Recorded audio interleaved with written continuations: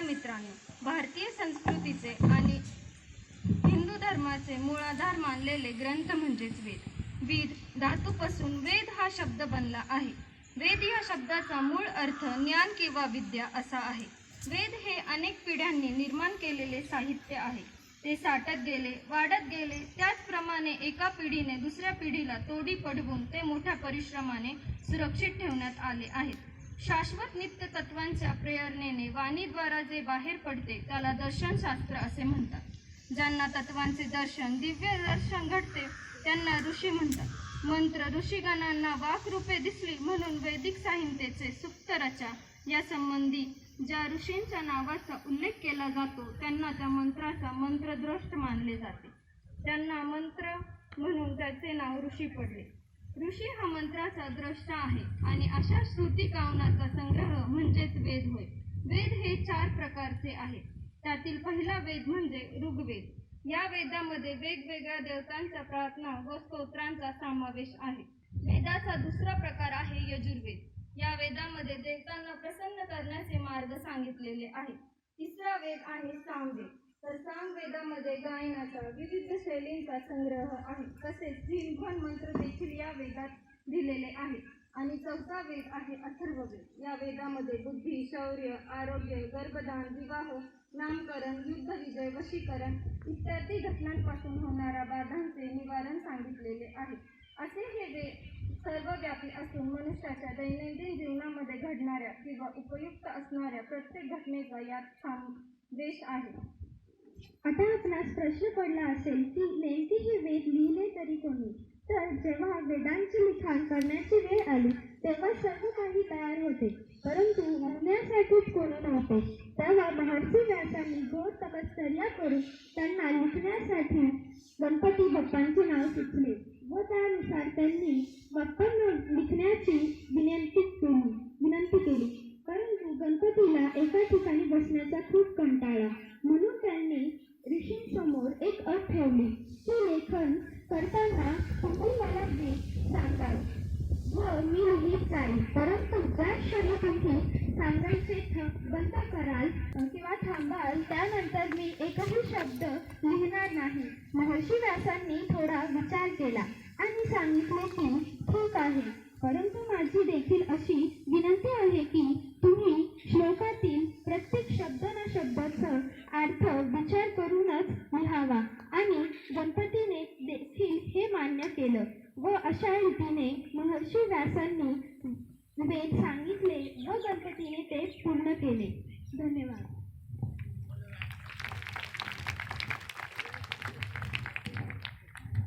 ऋग्वेद हे संस्कृत भाषेतील प्राचीनतम वाङ्मय आहे. त्याच्या निर्मितीच्या स्थळाविषयी व काळाविषयी मतभेद आहेत. लोकमान्य टिळकांच्या मते ऋग्वेद पहिल्या व दुसऱ्या हिमयुगाच्या दरम्यान म्हणजे 7000 वर्षांपूर्वी पृथ्वीच्या आर्क्टिक प्रदेशात लिहिला गेला. ऋग्वेदची रचना अफगाणिस्तान पामीरच्या पठारात अंदाजे 5000 वर्षांपूर्वी पूर्ण झाली. कागद आणि मुद्रण साहित्याचा अभाव होता.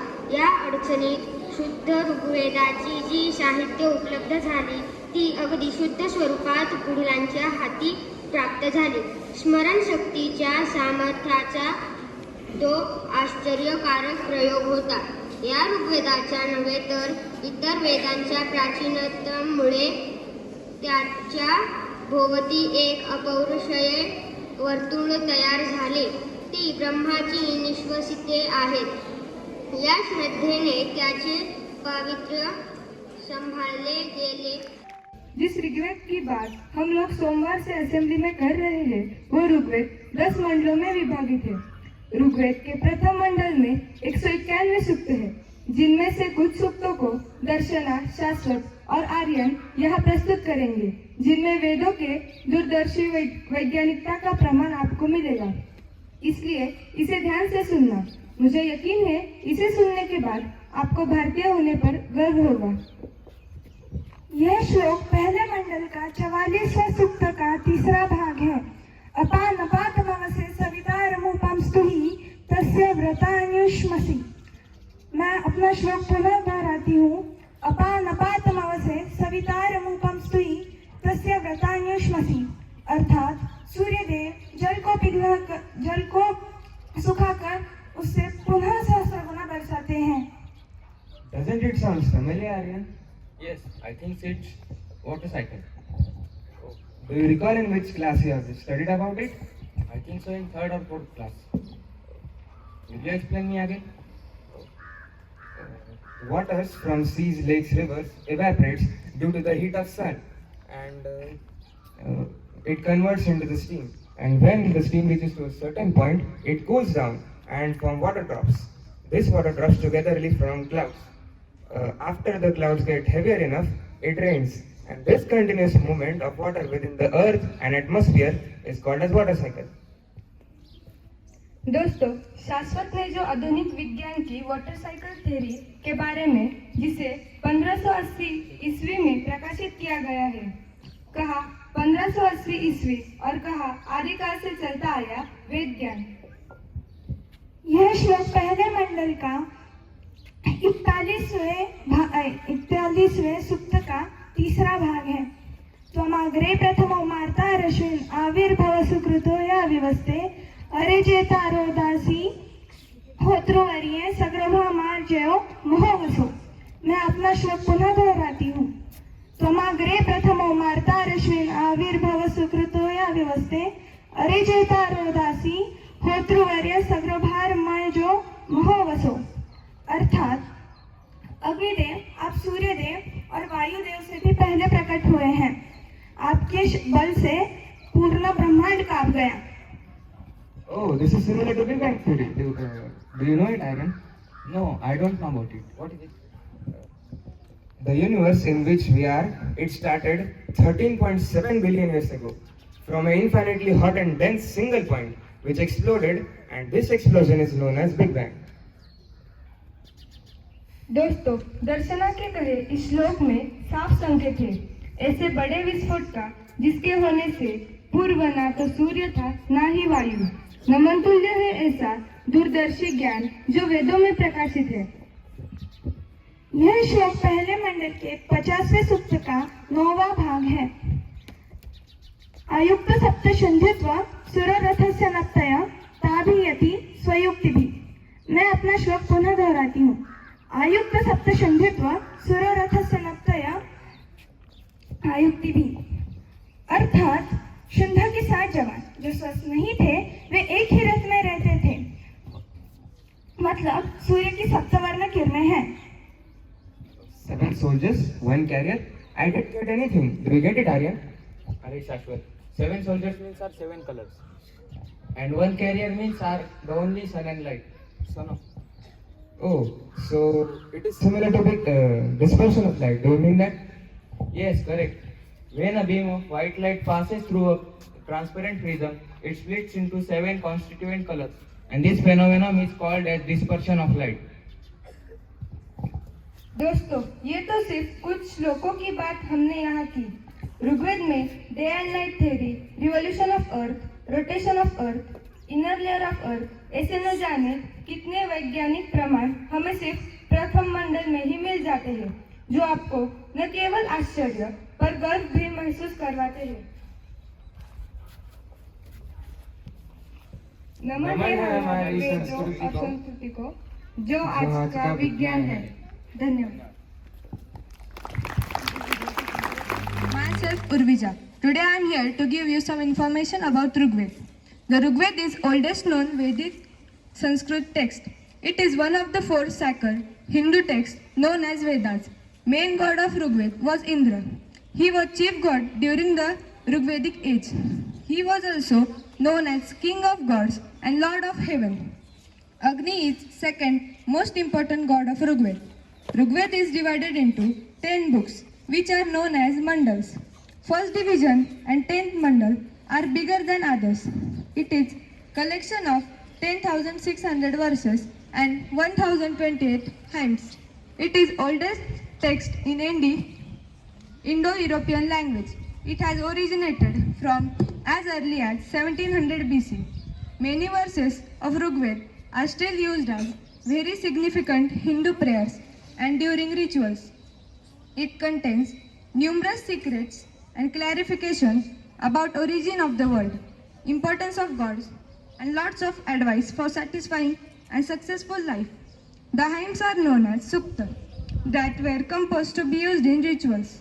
It has been realized that modern day inventions, discoveries, and concept laws were already mentioned in Vedic literature thousands of years back. Many scientists have studied Vedas, used in building concepts, and verified the same. Medicines are mentioned in 10th mandal. Rigved has 125 medicines described in it. The definition of Rigved, in which Rig means position and knowledge. Rigved is first Veda of Sanatan Dharma. Rigved has two divisions by Vedvyas, Rishi, Ashtak order and Mandal order. Thank you.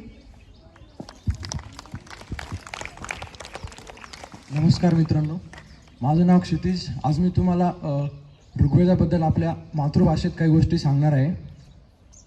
भारतीय संस्कृतीचे अधिष्ठान, मानव जातीचा आद्य धर्मग्रंथ आणि भारतीयांचा सांस्कृतिक आद्य अधिष्ठान म्हणून ऋग्वेद हा ग्रंथ भारतातच नव्हे तर साऱ्या जगात अद्वितीय मानला जातो. मानवी संस्कृतीच्या बाल्यकाळी पुरातन मानवाला स्फुरलेली कवने या ग्रंथात संकलित करण्यात आली आहेत.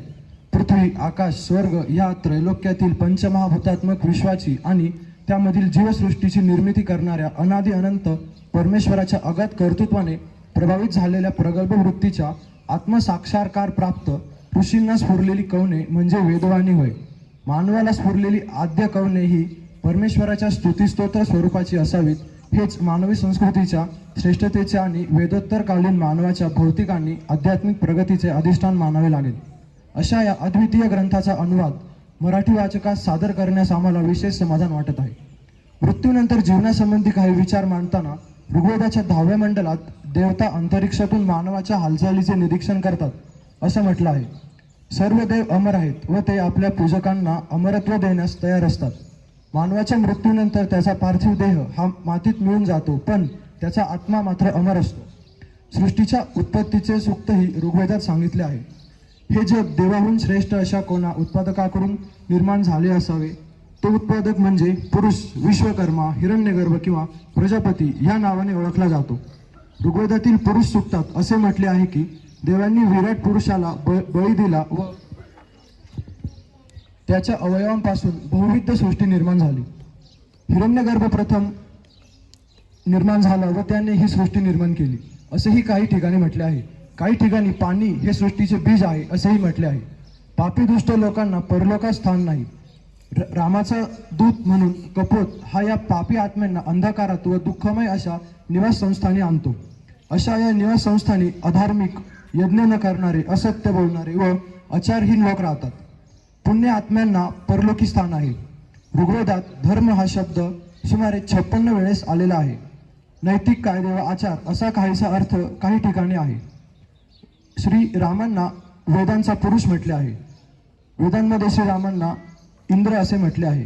ऋग्वेदाच्या 6व्या मंडलात असे म्हटले आहे की रूपम रूपम बभूव तदस्य रूपम चक्षणाय इंद्रो मायावी पररूपम इयतो युक्त हास्य हरय शतदशेती. अर्थात, हे श्रीराम, तुम्ही फार रूपे बदललीत. तुमच्या समोर खूप सारे असुर आले. तुम्ही अधर्मविरुद्ध लढलात व आपले संस्कार काय असतात हे लोकांना सांगितले आणि तुमचे हे वेगवेगळे रूप पाहून आमचे नेत्रही तृप्त आणि राममय होऊन जातात. धन्यवाद. Good morning everyone. Myself Ishita Dige from class 10th. We Rigved House have conducted assembly for whole week and given information about Rigveda. So let's recall Monday. On Monday we learned all about Veda and its type. So I will sum up this information in Marathi. तर वेद म्हणजे काय? वेद या शब्दाचा मूळ अर्थ आहे ज्ञान किंवा विद्या. वेद हे अनेक पिढ्यांनी निर्माण केलेले साहित्य आहे. वेद हे 4 प्रकारचे असतात. त्यातील पहिला वेद म्हणजे ऋग्वेद. या वेदामध्ये वेगवेगळ्या देवतांच्या प्रार्थना व स्तोत्रांचा समावेश आहे. वेदाचा दुसरा प्रकार आहे Yajurveda.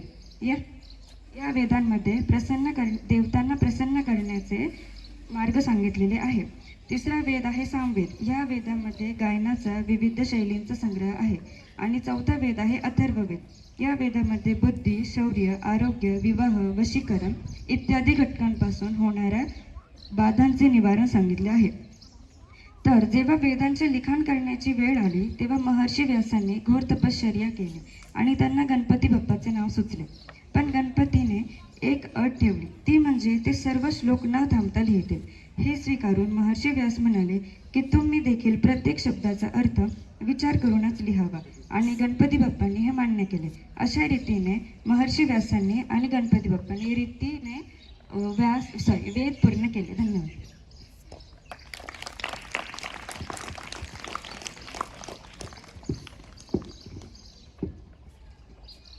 Now let's summarize the Tuesday's assembly. वेद हा संस्कृत शब्द असून तो विद ह्या संस्कृती धातूपासून तयार झाला आहे. वेद या शब्दाचा अर्थ ज्ञान असा सुद्धा घेतला जातो. वेद भक्तांच्या दृष्टीने हे ज्ञान पवित्र आणि दैवी ज्ञान आहे. परंतु मूळ रूपामध्ये हा शब्द साहित्य ग्रंथामध्ये एक विशाल राशी व विषयाचा बोधक आहे. प्राचीन काळी ऋषींनी वेद दिले म्हणून त्यांना वेद असे नाव मिळाले होते. संत चिंत आणि अनंत असे ब्रह्माच्या रूपाने असल्याचे वेदांमध्ये म्हटले आहे. म्हणून वेद ब्रह्म असेही म्हणतात. Thank you.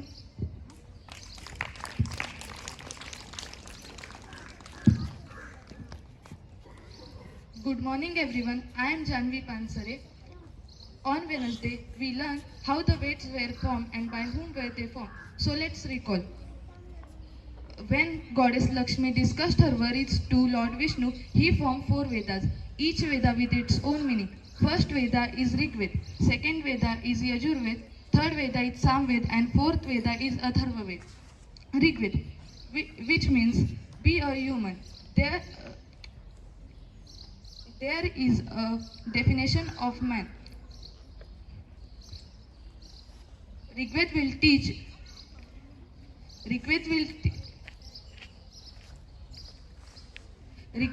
teach mantras of prayer. He will teach before whom should we bow and how to bow. Thank you. Hello everyone, myself Darshana. On Thursday's assembly, we learned about Vedas and its scientific approach. Students described various shlokas and its scientific approach. The first shloka was from the first mandal of 44th Sukta, 6th bhag. This shloka described water cycle theory. The second shloka was from the first mandal of 31st Sukta's 3rd bhag. The shloka described Big Bang theory.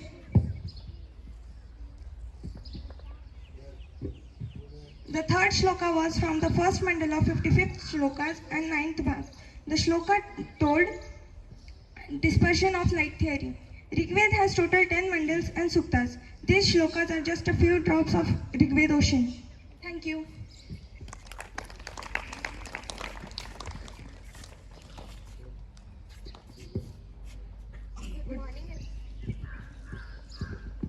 Good morning everyone. My name is Bhakti. And my name is Shravani. Today we are going to tell you some information about Agni Sukta. Agni is a big Vedic deity of fire and a conveyor of sacrifice to the god. He is also a god of diving, knowledge. Agni has 3 forms: fire, lightning and sun. Agni is a drying agent which neither wets nor moist anything. Agni is a personification of a sacrificial fire. Agni symbolizes the soul. It is a power of change that cannot be limited or overcome. Rig Veda, the oldest of the Vedas, begins with the Agni Sukta. It is addressed to Agni, the fire god, who protects and enables human beings to attain perfection. In Vedic literature, Agni is a major deity, often invoked along with deities like Indra and Soma. Agni is believed to be mouth of gods and goddesses. It is the medium that conveys offerings to them during the fire lab or homa. A stage of the Rig Veda says that only when Agni was born, the sun became visible. The Agni Suktam praises Agni and the material and spiritual benefits that it gives us. Agni is also a manifestation of the Supreme God, and by worshipping Agni, it is believed that we can achieve brilliance. Thank you.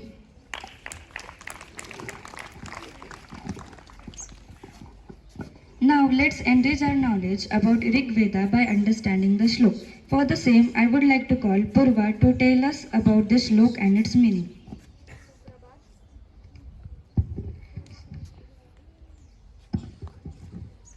सुप्रभात।